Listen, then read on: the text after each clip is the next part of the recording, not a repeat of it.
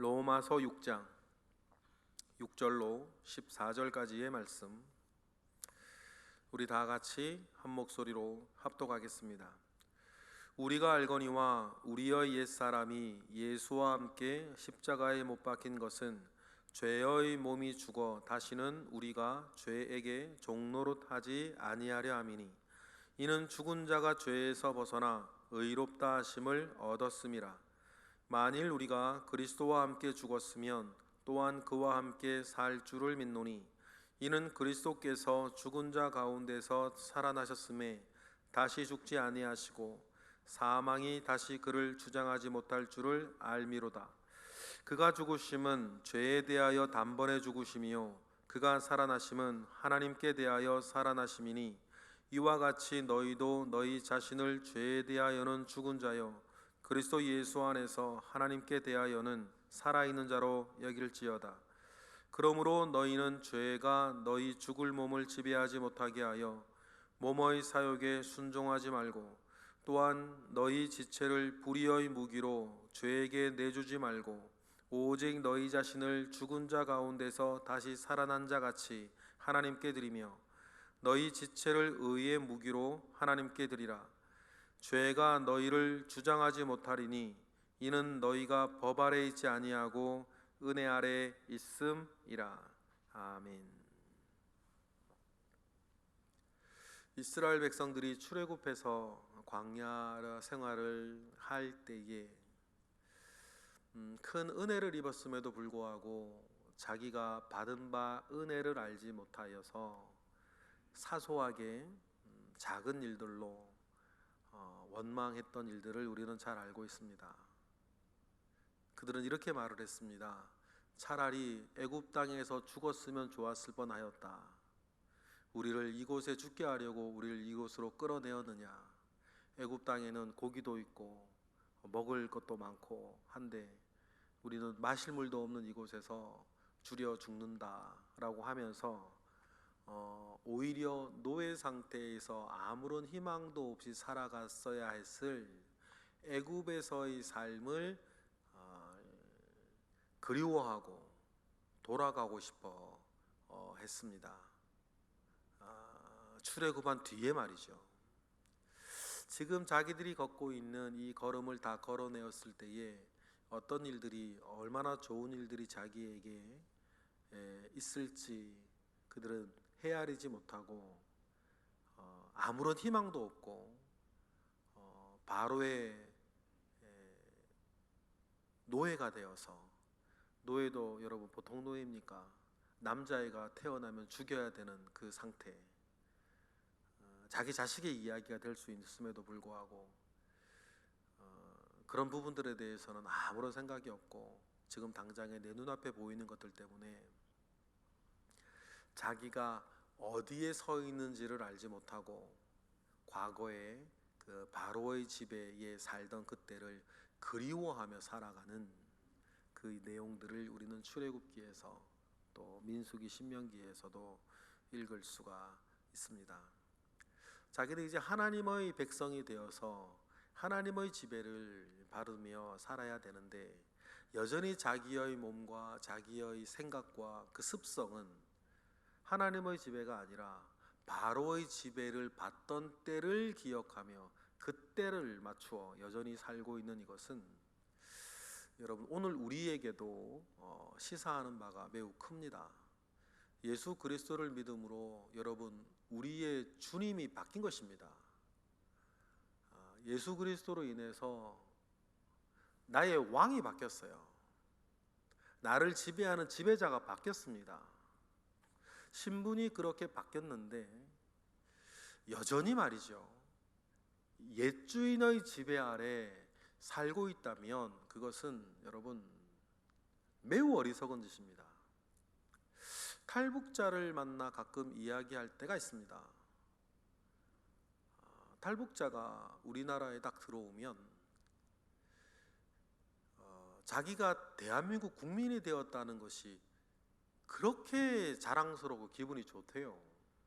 왜냐하면 북한에서 바로 넘어온 사람들은 그걸 잘 덜 느낄런지 모르겠는데, 중국을 탈북자로 떠돌다가 이렇게 우리나라에 들어오면 조선 북한 사람이었다는 것이 중국 사회에서도 굉장히 하층민, 막 이게 좀 불쌍한 그런 사람인데, 대한민국 국민이라 그러면 중국 사람들도, 특히 조선족들은 특히나 더 우러러보고 부러워하고, 중국 사람들도 조선족은 특히나 한국 한번 가고 싶고, 한국 하면 한국 사람 이렇게 이제 우러러보며 있는 그런 마음인데, 하층민으로 있다가 중국에서 또 도망자로 있다가, 도망자 아니더라도 조금 자랑스럽지 못한 그 일들 신분 가운데 있다가 대한민국으로 딱 오면, 내가 이제 대한민국 국민이 되었다는 사실이 그렇게 자랑스럽대요.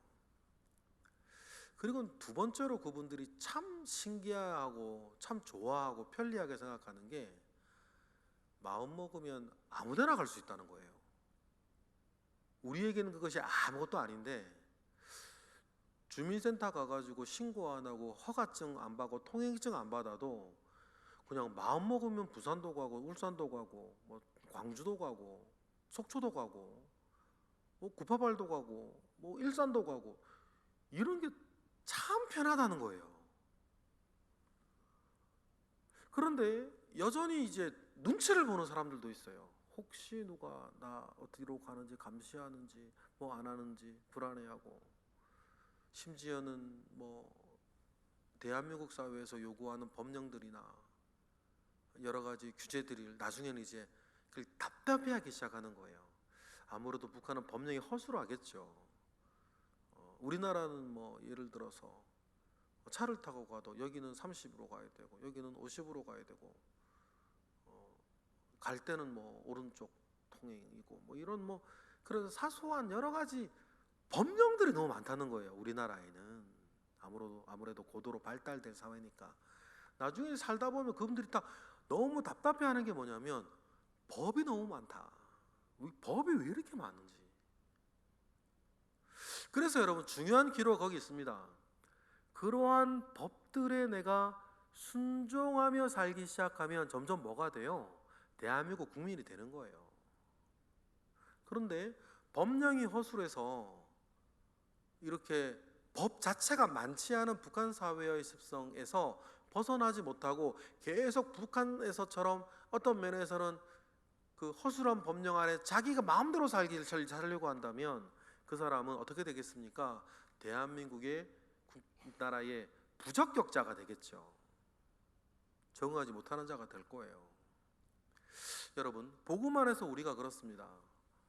죄의 지배 아래 있던 우리, 이제 은혜의 지배로 옮겨졌는데, 은혜의 지배 아래 살아가야 할 우리의 삶과 태도와 소망이 있는데, 우리가 그것에 잘 적응하지 못하고 여전히 옛 것의 지배 가운데에, 죄의 지배 가운데 있으면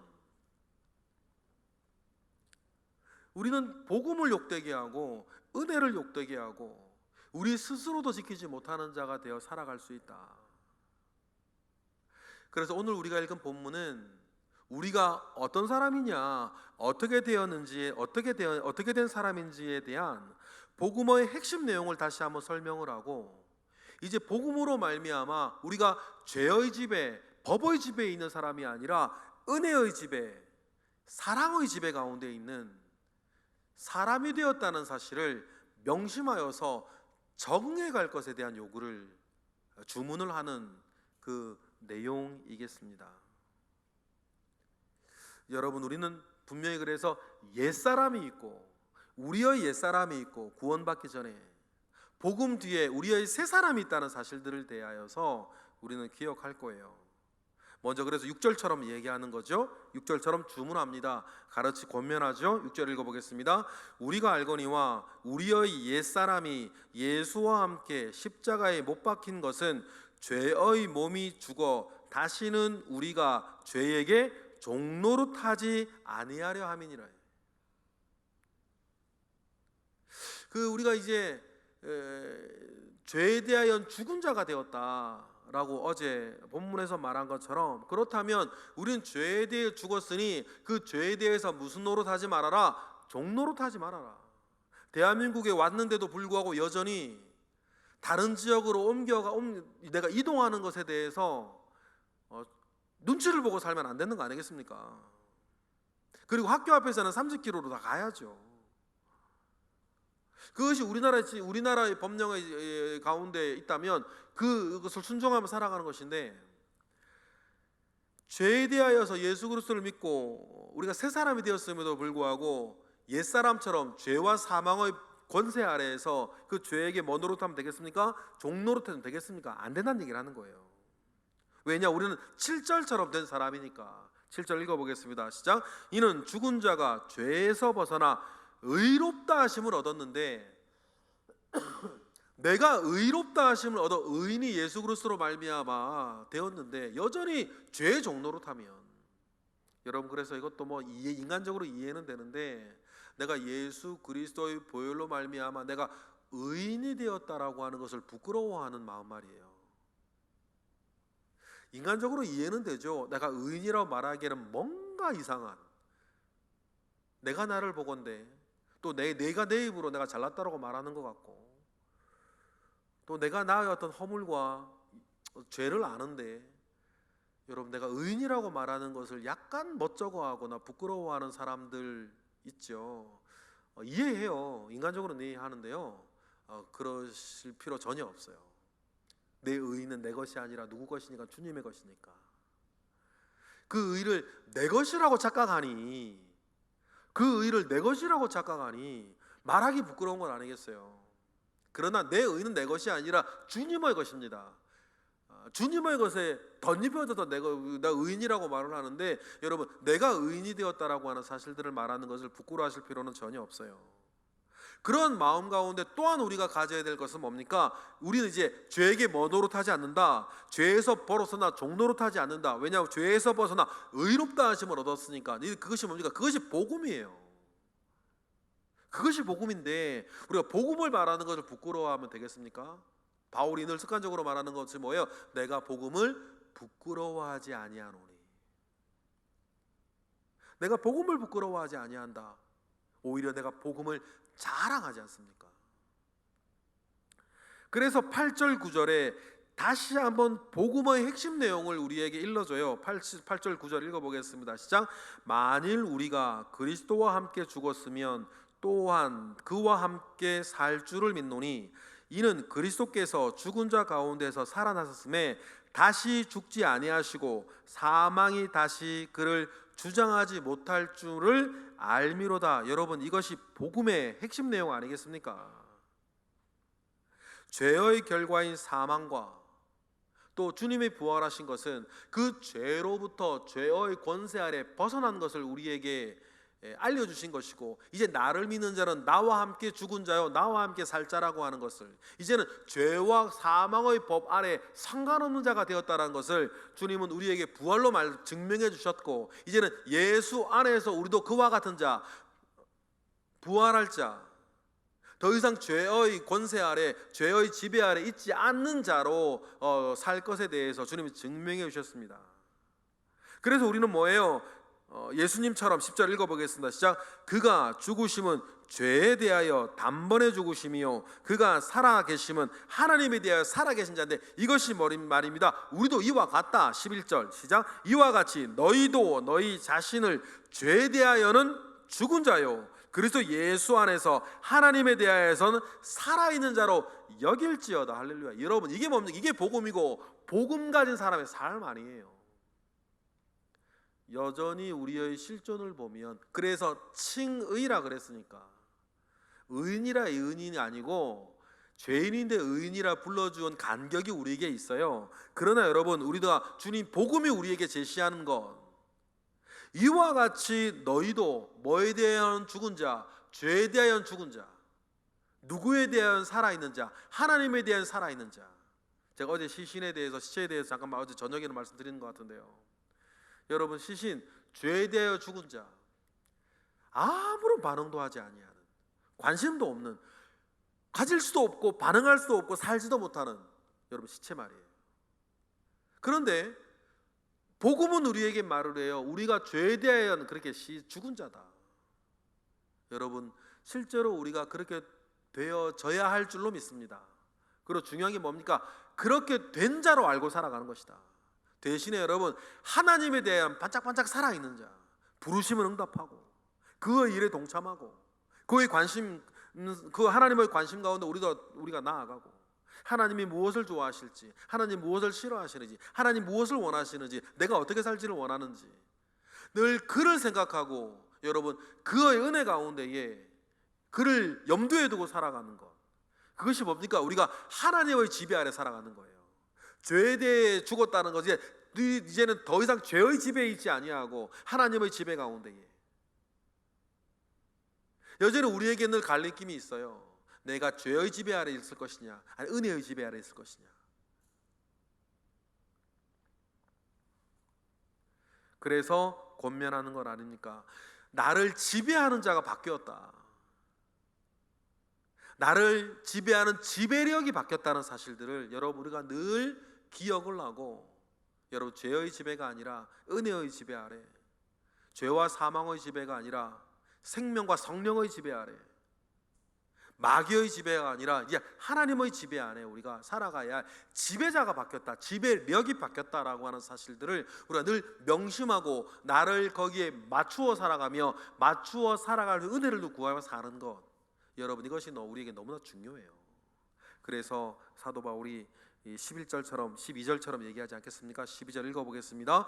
그러므로 너희는 죄가 너희 죽을 몸을 지배하지 못하게 하여 몸의 사욕에 순종하지 말고, 13절, 또한 너희 지체를 불의의 무기로 죄에게 내주지 말고 어떻게 하라 그럽니까? 오직 너희 자신을 죽은 자 가운데서 다시 살아난 자 같이 하나님께 드리며 너희 지체를 의의 무기로 하나님께 드리라. 그래서 우리가 이제 더 이상 죄의 지배 아래 있지 아니하고 은혜의 지배 아래 있어야 된다. 14절, 죄가 너희를 주장하지 못하리니 이는 너희가 법 아래 있지 아니하고 은혜 아래 있음이라. 은혜 아래가 있다는 말이 은혜의 지배 아래 있어야 된다.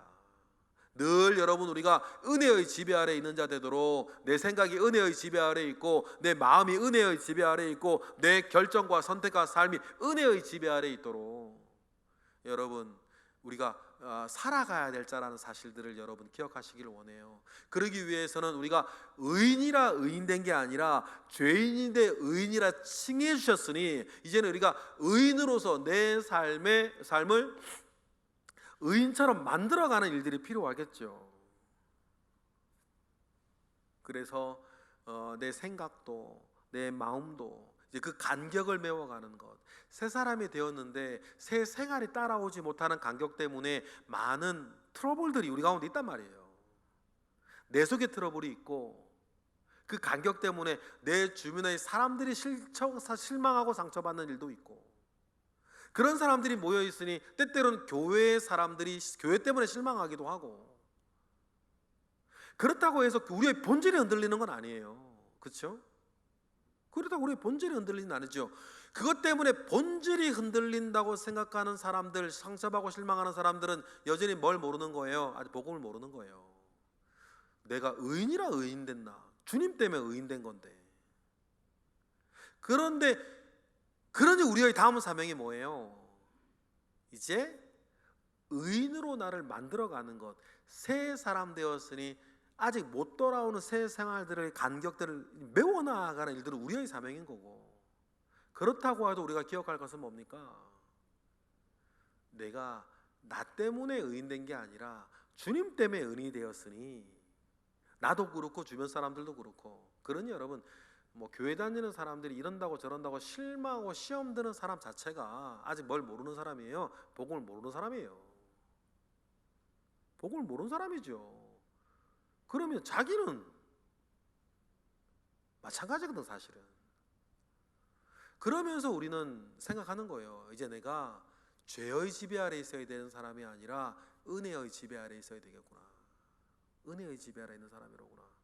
그러니 여러분, 나의 왕이 바뀌었다는 거, 나의 주가 바뀌었다는 거, 나를 지배하는 지배력이 바뀌었다는 거,